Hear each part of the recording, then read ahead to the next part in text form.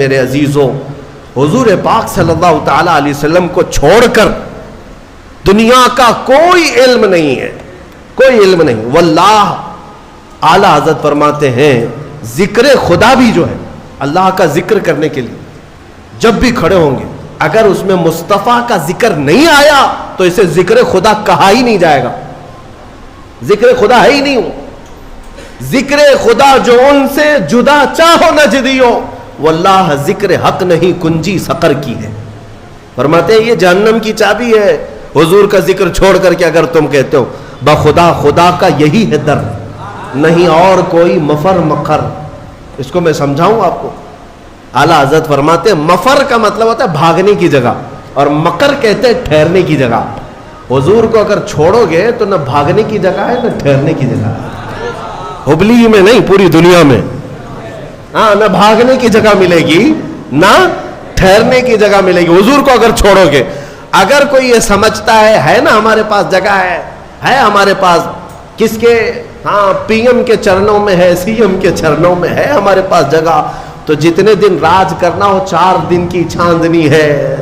پھر دیکھنا ایک وقت آئے گا جب تمہاری روح قبض ہوگی سامنا میرے مصطفیٰ کا کرنا ہوگا اور پھر ملائکہ تمہیں بتائیں گے اور قیامت کا دن تو یہ حساب کا ہوگا. دیکھنی ہے حشر میں عزت رسول اللہ. وہاں کسی کی نہیں چلنے والی کسی کی نہیں ہے. خلیل اللہ کو بھی حاجت رسول اللہ.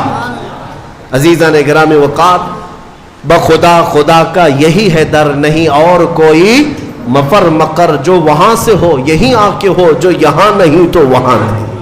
تفسیر قرآن کے لیے بھی حضور پاک صلی اللہ تعالی علیہ وسلم کی محبت شرط ہے. حضور کو چھوڑ کر ایک ابھی سوشل میڈیا میں گمراہی پھیلانے والے کئی ایسے موسمی کیڑے آتے رہتے ہیں اور آج مجھے جوانوں کو بتانا اس لیے بھی ضروری ہے کہ یہ اپنا آدھا دین جو ہے سوشل میڈیا پر ہی سمجھ بیٹھے ہیں.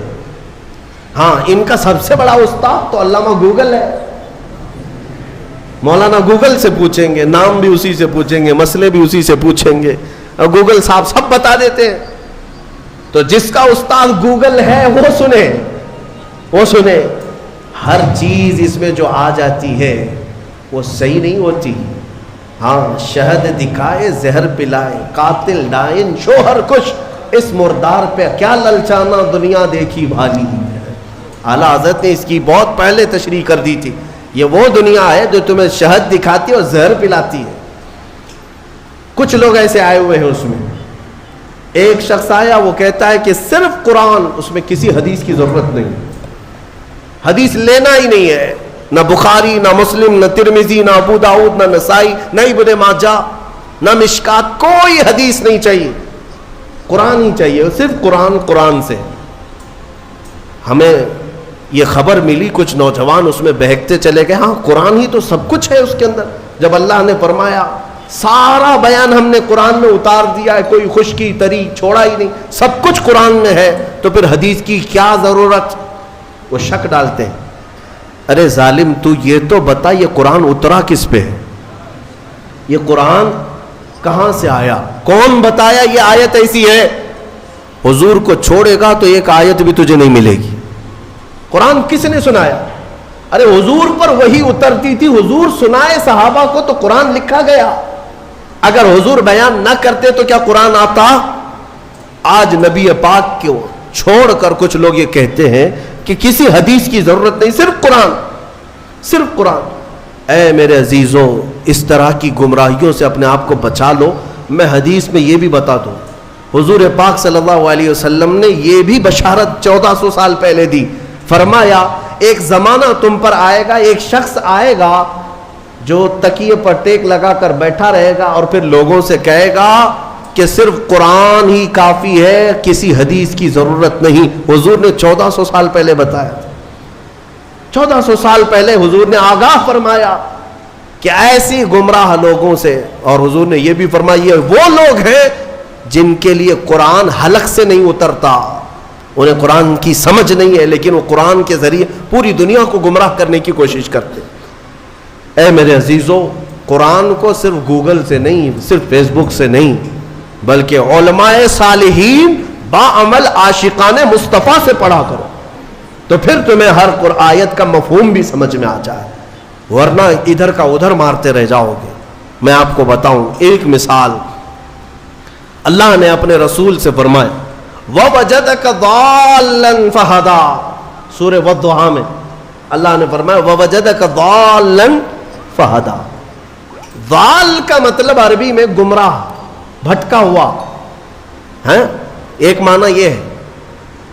ایک خصوصیت ہے عربی کی، ایک ورڈ کے کئی معنی آتے ہیں، کئی معنی آتے ہیں، عربی کی خصوصیت ہے۔ کچھ الفاظ تو ایسے ہیں جن میں ایک ورڈ ہے 70 معنی ہیں، الگ الگ معنی نکلتے ہیں۔ یا عقل والا دیکھ کر کے ترجمہ کرے گا یہاں کیا مراد ہے۔ فار ایگزامپل العین، یہ عربی کا ایک ورڈ ہے جو آنکھ کو بھی کہتے ہیں، گھٹنے کو بھی عین کہتے ہیں، سورج کو بھی عین کہتے ہیں، پانی سے جو چشمہ نکلتا ہے نا سوتا، اسے بھی عین کہتے ہیں، اور پوری ذات کو بھی عین کہتے ہیں۔ کتنے معنی ہو گئے؟ سب ڈیفرنٹ ہیں۔ آنکھ کو بھی عین، گھٹنے کو بھی عین، سورج کو بھی عین، پانی کے چشمے کو بھی عین، ذات انسان کو بھی عین۔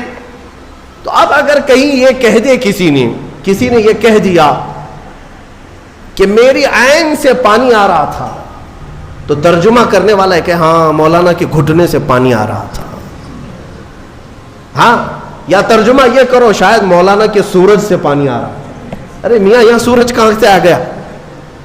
ہاں، عقل والا اتنا تو ترجمہ کرے گا۔ اگر یہ کہہ رہے میری عین سے پانی آ رہا تھا تو شاید ان کی آنکھ سے پانی آ رہا تھا۔ سمجھ میں آیا؟ ہاں، اتنی تو سمجھ ماشاءاللہ ہمارا مجمع رکھتا ہے۔ اگر میں ایک جملہ کہہ دوں تو ترجمہ آپ خود ہی کر لیں گے۔ مثال کے طور پر اگر میں یہ کہہ دوں عربی میں کہ آج عین 6:30 بجے نکل گیا، تو آپ ترجمہ کیا کریں گے؟ مولانا کا گھٹنا 6:30 بجے نکل گیا، یہ کریں گے؟ آپ کیا کریں گے؟ سچ بتاؤ۔ سورج۔ الحمدللہ، یہ عقل ہے، یہ اتنی سمجھ ہے کہ سورج آج 6:30 بجے نکل گیا، یہ مطلب ہے۔ لیکن آؤ، جس کی مت ماری جاتی ہے، جس کے اندر عشق مصطفیٰ نہ ہو، کوڑ ہو، وہ ایسی ترجمے کرتا ہے۔ ضال کا مطلب ہوتا ہے راستہ چھوڑا ہوا، بھٹکا ہوا۔ لیکن کچھ اچھے معنی بھی آتے ہیں اس کے، کچھ اچھے معنی بھی آتے ہیں، لیکن اچھے مکھی کو کہاں نظر آتے ہیں؟ وہ جسم میں جہاں زخم ہوگا وہیں بیٹھے گی نا، زخم جہاں دیکھتی وہاں بیٹھے گی، کیونکہ مکھی کو پیپ پینے کا شوق ہے، خون پینے کا شوق، اچھی جگہ نہیں بیٹھتی۔ بہرحال بلا تشبیہ و بلا تمثیل، حضور پاک صلی اللہ علیہ وسلم کو جب اللہ نے فرمایا وَوَجَدَكَ ضَالًّا فَهَدَىٰ، اے محبوب ہم نے آپ کو ضال پایا، تو کچھ لوگوں نے یہاں یہ تیر مار دیا، اے رسول ہم نے آپ کو بھٹکا ہوا پایا تو اب ہدایت دے دیا، آپ کو گمراہ پایا تو ہدایت دے دیا۔ ظالموں، اگر رسول ہی گمراہ ہے تو پھر امت کو کیا ہدایت دے؟ وہ خود بھٹکے ہوئے اگر تھے تمہارے ترجمے کے حساب سے۔ بے عشق مصطفیٰ جب اس طرح کی تک بندیاں کرو گے، تیر مارو گے تو یہی ہوگا۔ ان سے جا کر پکڑ کر کوئی پوچھے کہ رسول گمراہ کب تھے، کب تھے کہ اللہ نے انہیں ہدایت دیا؟ اگر وہ بھٹکے ہوئے تھے، گمراہ تھے، اور اللہ نے ان کو ہدایت دیا، تو ہمارا عقیدہ ہی ختم ہو گیا کہ رسول معصوم ہوتے ہیں، عقیدہ ہی ختم ہو جائے۔ اسی لیے پھر ایسے جملوں کو سمجھنے کے لیے عشق کے امام کے دربار میں جانا ہو، جو حضور کی محبت بھی رکھتا ہو۔ اور وہ بریلی کے امام کی بارگاہ میں جب ہم پہنچتے ہیں، پوچھتے ہیں وَوَجَدَكَ ضَالًّا فَهَدَىٰ کا کیا مطلب نکلتا ہے، تو وہ عشق میں ڈوبی ہوئی زبان سے کہتا ہے اے محبوب ہم نے آپ کو اپنی محبت میں خود رفتہ پایا تو اپنی طرف راستہ دے دیا۔ کیا ترجمہ ہے؟ خود رفتہ کا مطلب کیا ہوا؟ محبوب کو ڈھونڈنے کے لیے کبھی کوئی ادھر جا رہا ہے، کبھی ادھر جا رہا ہے، اس کو بھٹکا ہوا نہیں کہتے، اپنے محبوب کو تلاش میں سرگرداں ہے۔